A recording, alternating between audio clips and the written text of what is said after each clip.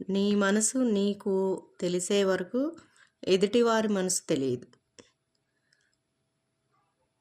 ఎవరి మీద ఏ అభిప్రాయం నీ మనసులో ఉంచుకోకు.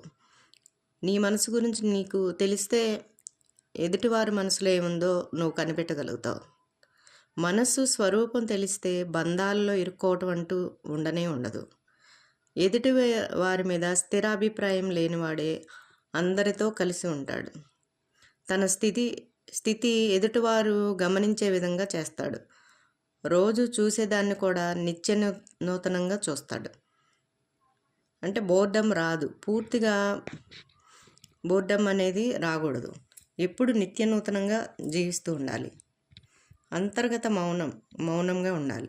బయటకు ఒకటి మాట్లాడి లోపల ఇంకోటి నడిస్తే అది మౌనం అవ్వదు.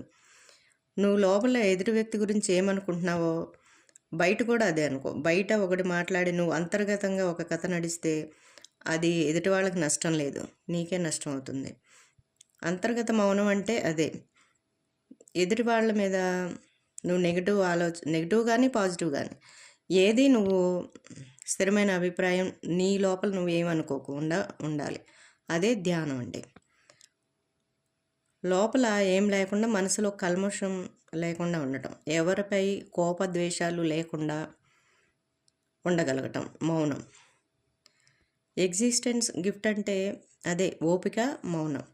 ఓపిక నువ్వు క్రియేట్ చేయలేవు, మౌనాన్ని నువ్వు అనుకుంటే సాధించగలుగుతావు.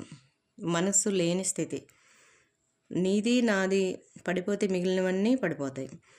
దేనికోసం వెతుకుతున్నావో అది నీలోనే ఉంది. జ్ఞాని వాసనారహితుడు, జ్ఞాని నిమిత్త మాత్రుడు, జ్ఞాని ఏమి పట్టనట్లు ఉంటాడు. సంసారంలో ఉంటూ మనసులో సంసారాన్ని మోయడు. మమత దేని పట్ల పెంచుకోడు, అసలు ఉంచుకోడు. మమత దుఃఖానికి కారణం. దేనికి అధిక ప్రాధాన్యత ఇస్తున్నావో అదే నిన్ను బాధిస్తుంది. వచ్చి పోయేదానికి పోయేదాని గురించి నీ ప్రశాంతతని తాకట్టు పెట్టవద్దు.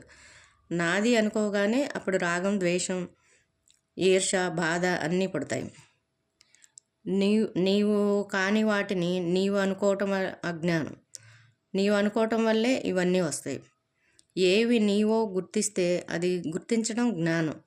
నీ కాళ్ళ మీద నువ్వు నిలబడటం, నమ్మకాల మీద కాదు. ఏది నీకు తెలియదో దానినే నువ్వు బలంగా నమ్ముతావు. ఆత్మ అంటే నీ ప్రయత్నం లేకుండా కలిగి ఉన్న మూల స్వభావాలని గుర్తించడం. నీకు పుట్టుకతో వచ్చిన స్వభావాలు.